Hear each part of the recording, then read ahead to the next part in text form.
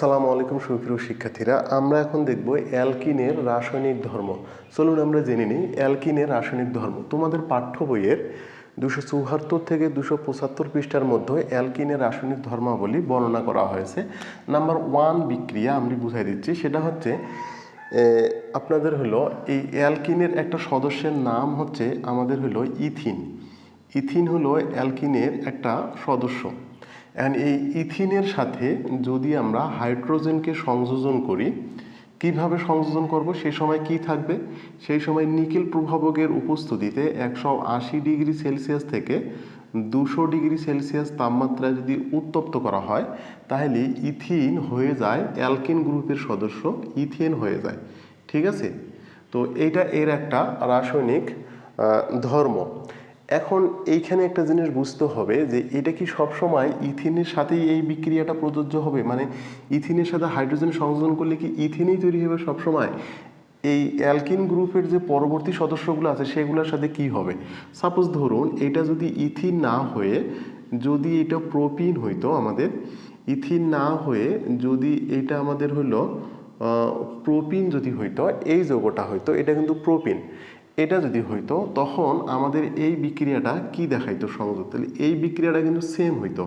Nickel প্রভাবকের উপস্থিতিতে 180 থেকে 200 degree Celsius তাপমাত্রায় এখানে যেটা আমাদের তৈরি হইতো সেটা হচ্ছে হলো প্রোপেন তৈরি হইতো। এই জিনিসটা কিন্তু মাথায় রাখতে হবে।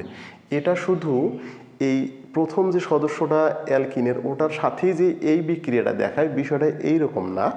এর পরবর্তী যে সদস্যগুলো আছে সব সদস্যগুলোর সাথেই পাশাপাশি এই বিক্রিয়াটা শো করবে, কারণ ইথিনের অ্যালকিনের সাথে হাইড্রোজেন সংযোজন করলে এখানে অ্যালকেন তৈরি হবে।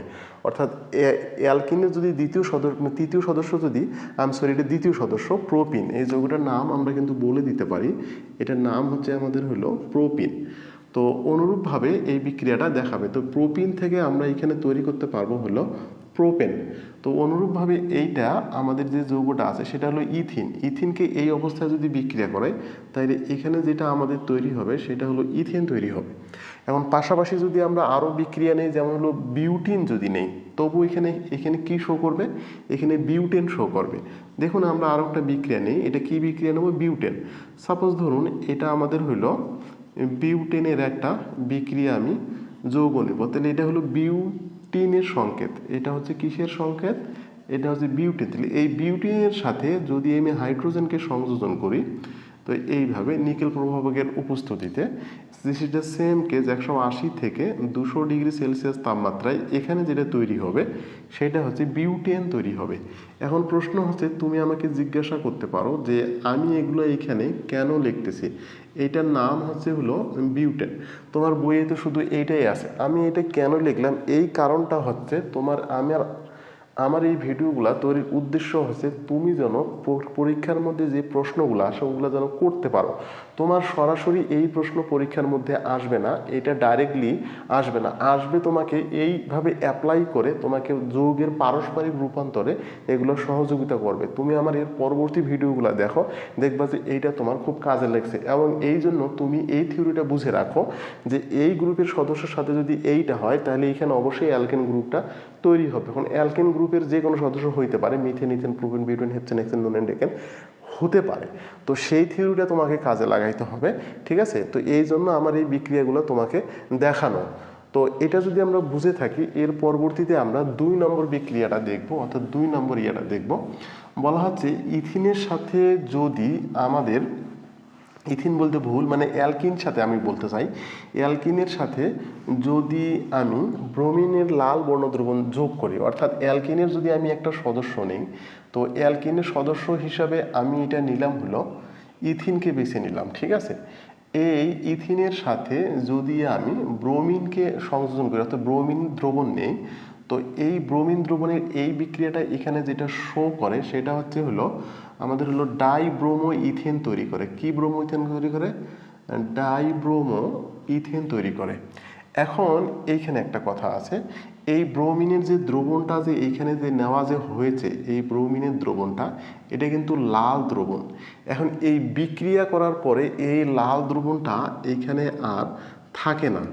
তো ইথিন যে একটা অসম্পৃক্ত হাইড্রোকার্বন, এইটাই বিক্রিয়ার মাধ্যমেই এটা প্রমাণ করা যায়। কেবলমাত্র অসম্পৃক্ত হাইড্রোকার্বন হলেই এই বিক্রিয়াটা শো করে, আর অন্য কোনো এটা শো করে না এই বিক্রিয়াটা। অর্থাৎ ব্রোমিনের যে লাল বর্ণটা আছে, এই লাল বর্ণটা কেবলমাত্র অসম্পৃক্ত হাইড্রোকার্বনই দূর করে। এখন প্রশ্ন হচ্ছে অসম্পৃক্ত হাইড্রোকার্বন কি? বলা হচ্ছে কার্বন এবং কার্বন দ্বিবন্ধন অথবা ত্রিবন্ধন যদি থাকে কোনো যৌগের মধ্যে, অন্ততপক্ষে একটা, ওই সমস্ত যৌগগুলোকে বলা হচ্ছে অসম্পৃক্ত হাইড্রোকার্বন। যেমন আমার এখানে দুই বন্ধন আছে, একটা দুইটা বন্ধন, আমি যদি সেটা ইথাইন তৈরি করি, এটাও কিন্তু একটা অসম্পৃক্ত হাইড্রোকার্বন। এখন এই দ্বিবন্ধন তিন বন্ধন হইলে সেটা অসম্পৃক্ত হাইড্রোকার্বন হবে। এখন মাঝে মাঝে এই বিক্রিয়াটাকে এইভাবে বলা হয় যে অ্যালকিন বা ইথিন যে একটা অসম্পৃক্ত হাইড্রোকার্বন, এটা প্রমাণ করো। সেক্ষেত্রে তোমাকে এই বিক্রিয়াটা লিখিতে হবে যে ইথিনের সাথে ব্রোমিন দ্রবণকে যুক্ত করলে ডাইব্রোমো ইথেন তৈরি হয়। এই সংখ্যাটার নাম হচ্ছে ডাইব্রোমো ইথেন। কি ব্রোমো ইথেন? ডাইব্রোমো। এই সংখ্যার নাম হচ্ছে ডাইব্রোমো ইথেন। এখন এটা তৈরি হয়, এটা কেবলমাত্র ইথিনেই তোমার এই বিক্রিয়াটা শো করে, অন্য কোনো বিক্রিয়া শো করে না। এই জন্য এটা ইথিন একটা অসম্পৃক্ত হাইড্রোকার্বন। এখন প্রশ্ন হচ্ছে যদি এই বিক্রিয়াটা আমার ইথিনের সাথে যদি সংযোগ করাইতাম, যে ব্রোমিনের লাল দ্রবণ ইথিনের সাথে বিক্রিয়া করাইছি, এখানে কিন্তু কোনো প্রকার বিক্রিয়া হবে না। কখনো কখনো এইটাও হইতে পারে যে উদ্দীপকের এরকম দুইটা যৌগ দিয়ে তোমাকে এটা বলতে পারে যে কোনটা অসম্পৃক্ত হাইড্রোকার্বন প্রমাণ করো। তখন তোমাকে এইভাবে শো করতে হবে যে ইথিনের সাথে ব্রোমিনের লাল দ্রবণকে যুক্ত করলে ডাইব্রোমো ইথেন তৈরি হয় এবং ব্রোমিনের লাল বর্ণটা দূর হয়ে যায়। ইথিন যে একটা অসম্পৃক্ত হাইড্রোকার্বন, এটাই তার প্রমাণ। নেক্সট, নিম্নোক্ত ইথেন যৌগটি অসম্পৃক্ত হাইড্রোকার্বন নয়, কারণ এই ইথেন ব্রোমিনের লাল দ্রবণের সাথে বিক্রিয়া করে। এইখানে যে কোনো প্রকার লাল দ্রবণ মানে কোনো প্রকার বিক্রিয়াই করে না, তো সুতরাং এটা অসম্পৃক্ত হাইড্রোকার্বন নয়। তো এটা গেল আমাদের একটা বিক্রিয়া। এর পরবর্তীতে 3 নম্বর বিক্রিয়া যেটা আমরা দেখব সেটা হচ্ছে এই ইথিনের সাথে, ইথিন মানে অ্যালকিন, ইথিনের সাথে যদি আমি পানি সংযোজন করি, কি সংযোজন করি? আমি ইথিনের সাথে যদি আমি পানি সংযোজন করি প্লাস এখানে যদি আমি জায়মান অক্সিজেন সংযোজন করি। কিভাবে জায়মান অক্সিজেন সংযোজন করব? বলা হচ্ছে আমাদের হলো পটাশিয়াম পার ম্যাঙ্গানেট এবং পটাশিয়াম হাইড্রোক্সাইড এর দ্রবণের মধ্যে পটাশিয়াম পারম্যাঙ্গানেট এবং পটাশিয়াম হাইড্রোক্সাইডের দ্রবণ মিলে একটা বিক্রিয়া হয়। ওই বিক্রিয়ার মধ্যে জার্মান অক্সিজেন তৈরি করে। সেই জার্মান অক্সিজেন আবার ইথিনের সাথে বিক্রিয়া করে, এখানে যেটা তৈরি হয় ইথিলিন গ্লাইকল তৈরি হয়। Ethylene glycol. তো ইথিলিন গ্লাইকল যদি তৈরি হয় তাহলে সংকেতটা তোমাদের হবে এই রকম, ইথিলিন গ্লাইকল। এটা না দিলেও হবে এই জায়গার মধ্যে। তো সরাসরি তুমি ওএস লিখতে পারো এখানে, OH হাইড্রোক্সিল আয়ন। তো এরপরে দেখো CH2OH, ইথিলিন গ্লাইকল তৈরি হয়। এইখানে একটা, এইটাও কিন্তু অসম্পৃক্ত হাইড্রোকার্বন হিসেবে ব্যবহার করা হয় এই বিক্রিয়াটাকে, কারণ পটাশিয়াম ডাইক্রোমেটের একটা বর্ণ আছে, সেই বর্ণটা হলো গোলাপি বর্ণ। এখন প্রশ্ন হচ্ছে এই বিক্রিয়া করার সময় এই পটাশিয়ামের গোলাপি বর্ণটা থাকে না। এখন কেবলমাত্র পটাশিয়ামের গোলাপি বর্ণটা থাকে না, অসম্পৃক্ত হাইড্রোকার্বনের সময়ই এটা থাকে না, অন্য কারো বেলায় কিন্তু এটা হয় না। তাছাড়া গোলাপি বর্ণ দূর হয়ে যায় বা অপসারিত হয়। এখন ইথিন যে একটা অসম্পৃক্ত হাইড্রোকার্বন, এটাও তার একটা পরীক্ষা। এই দুইটা বিক্রিয়া খুবই গুরুত্বপূর্ণ, কারণ প্রথমটা সরাসরি বেশি আসে, পরেরটাও আসে, তবে এটা বেশি আসে। এটা আমরা বুঝলাম। নেক্সট আমরা যেটা দেখব সেটা হচ্ছে ইথিনের সাথে যদি আমি পানি সংযোজন করি, ইথিনের সাথে যদি আমি পানি সংযোজন করি তাহলে এই পানি সংযোজন করার মধ্যে এখানে যদি আমি উচ্চ তাপ ও চাপ দিই এবং নিচে যদি আমি ফসফরিক অ্যাসিড প্রভাবক হিসেবে ইউজ করি, তাহলে এখানে যেটা তৈরি হবে সেটা আমাদের হলো, এখানে তৈরি হলে ইথানল তৈরি হবে। কি তৈরি হবে? এখানে ইথানল তৈরি হবে। তো ইথানলের সংকেতটা আমাদের হচ্ছে এইরকম, ইথানল। তো এটাও একটা এর ধর্ম, উচ্চ তাপ ও চাপে ফসফরিক অ্যাসিডের উপস্থিতিতে পানি সংযোজন করলে ইথিনের সাথে ইথানল তৈরি হয়। এখন প্রশ্ন হচ্ছে সবসময় কি ইথিনের সাথে এটা হবে? আমি বলে দিই, এটা প্রোপিনের সাথেও হতে পারে। তো এটা যদি প্রোপিনের সাথে যদি হয়, এটা যদি প্রোপিনের সাথে হয় তাহলে এই বিক্রিয়াটা আমাদের এখানে যেটা তৈরি হবে, কন্ডিশনগুলো একই রকম থাকবে, উচ্চ তাপ ও চাপ ফসফরিক অ্যাসিড। এখানে যেটা তৈরি হবে সেটা আমাদের হলো প্রোপানল তৈরি হবে। ঠিক আছে, এইগুলা তোমাকে প্র্যাকটিস করতে হবে বারবার, কারণ পরবর্তীতে এগুলো তোমার কাজে লাগবে সৃজনশীল প্রশ্নের উত্তর করার ক্ষেত্রে। এটা আমরা বুঝলাম।